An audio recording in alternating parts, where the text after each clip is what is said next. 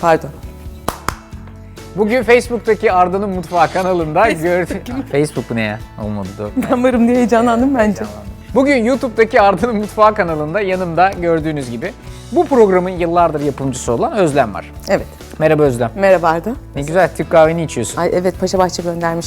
Kemal Atatürk'lü yalnız. Evet çok güzelmiş o hakikaten. Şimdi bugün hep beraber her annenin kurtarıcısı olan yemeklerden biri ekşili köfte yapacağız. 10 numara çocuk yemeği. Değil mi? Niye? Çünkü bir tabak yemekle işi bitiriyorsun. Bak, kıyma var, sebze var, pirinç var. Hem tok tutuyor hem de bir seferde çocuğa her şeyi gazlamış oluyorsun. Bir tane kök kereviz, onu da iri iri doğruyoruz. 2 tane de patatesi aynı şekilde doğrayacağız. Bir işe yaradı, sen de su koy bari. Mutfağa asistan aldık. Asistan. Asist. Bir kere önce havuçları alıyorum ve içine atıyorum. İlk yapacağımız şey, suyunu koyduk. Bunu böyle hafiften burada kaynamaya bıraktık. Ben diyorum ki pirinci önden birazcık haşlayalım. O diyor ki gerek yok. Sizce? Tabii ki yok. Arkadaşlar şu kadarcık pirinç için, yani bir avuçcuk pirinç için. Bir de onu haşlayacaksın, bir de onunla uğraşacaksın. Zaman yok Arda. Yani işten geldin saat 6. 7'de yemek sofrada olacak. Tamam mı? Bu arada çamaşırlar makineye atılacak. Ev şöyle bir toplanacak falan. Bunu haşla, onunla bilmem ne falan yok. Ayrıca köftenin içinde bunlar kaybolacak. Orada pişerken de zaten haşlanacak. Yemin ediyorum bu kadar çeneyi haşlamaktan vazgeçerim zaten. Kadının fendi Arda'yı yendi. Yok ama isterseniz bunu ufaktan bir haşlayıp köftelerin içerisinde dağılmadan daha güzel şişmesini ve pişmesini sağlayabiliriz. Soğanı da böyle yoğurduktan sonra bir tane soğanı alıp direkt olarak rendelenmiş vaziyette içine koyacağız. Yapmak beni çok şey yaptı ya. Çok teşekkür ederim. Gerçekten. Fırsatı verdiniz. Gerçekten. Borçlarınızı toplayayım Arda Bey. Toplayın, o kalsın ama ona köfteleri yapacağız. Bu asistanlık yapma işi güzel oldu. Acaba YouTube'dan insanları davet etsek de kendi tariflerini yapsalar, sonra gelsek mutfakta beraber yapsak filan? Olur. Facebook'taki Arda'nın mutfağına göndersinler tariflerini yaptıkları. Olur. Facebook'taki Arda'nın Mutfağı sayfasına gönderin yaptığınız tarifleri. Oradan biz mesela güzel değişik tariflerden seçip sizi YouTube'daki kanalımıza konuk olarak alalım. Aynen Özlem'in yaptığı gibi ama tabii Özlem'den biraz daha fazla çalışarak belki. Arda. Özlem. Olmuyor. Şimdi bakınız, kıyma, yumurta, pirinç. Un nerede? İşte pirinci haşlamış olsaydık bunun nişastası birazcık daha bağlayacaktı Hayır canım. ama unla şey yapmayacak mıyız? Yapacağız. O en Getireyim son ben onu. dış kısmına. Getir. Hocam getireyim onu. Getir onu, getir. Getireyim ben hocam.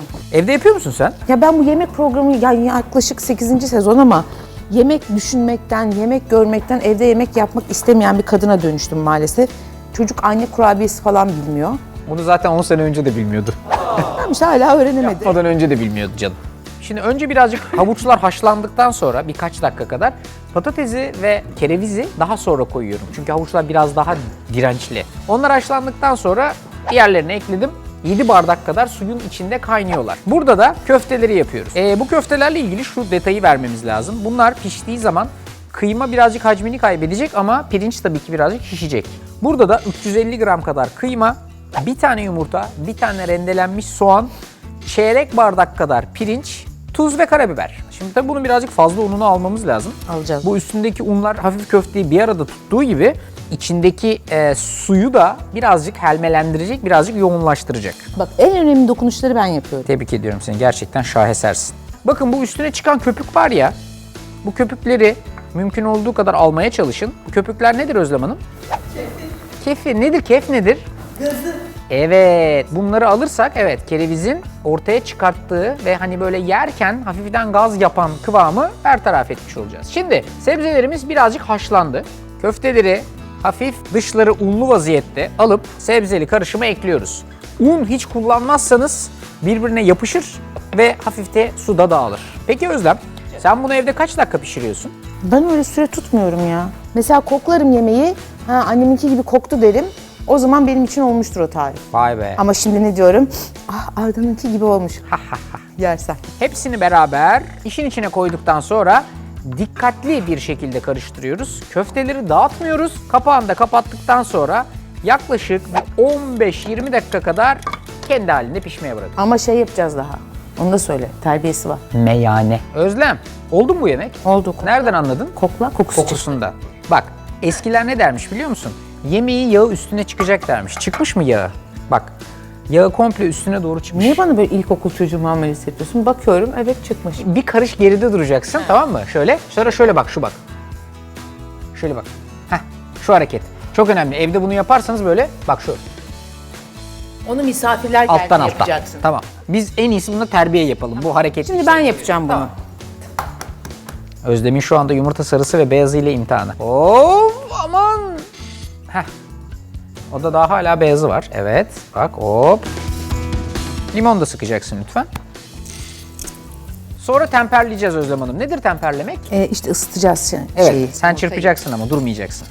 Yavaş yavaş sıcak olanı yumurtalı olan karışıma çırpa çırpa ekleyeceğiz ve hafif böyle bir meyane kıvamına getireceğiz. Bu işlemi yaparken mutfakta bir Özlem Hanım'ın olması çok önemli. Evet, bu kadar yeter. Artık bu dakika itibariyle alıp koyuyoruz. Koy bakalım. Şöyle güzelce bir karıştırıyoruz.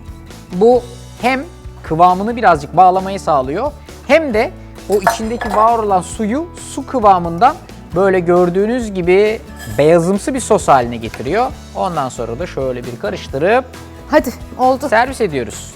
Tarifi beğenmek lazım mı en sonunda? Arkadaşlar tarifi izliyorsunuz sonuna kadar, beğeniyorsunuz, bir de abone oluyorsunuz. Tarifi beğenmeyi, kanala abone olmayı unutmayın. Bir gün sizden gelen tarifleri de böyle yapabiliriz. İşte karşınızda bizim ekşili köftemiz. Hepinize afiyet Ben de olsun. havalı bir kapanış yapmak istiyorum. Hepinize afiyet olsun. Afiyet olsun.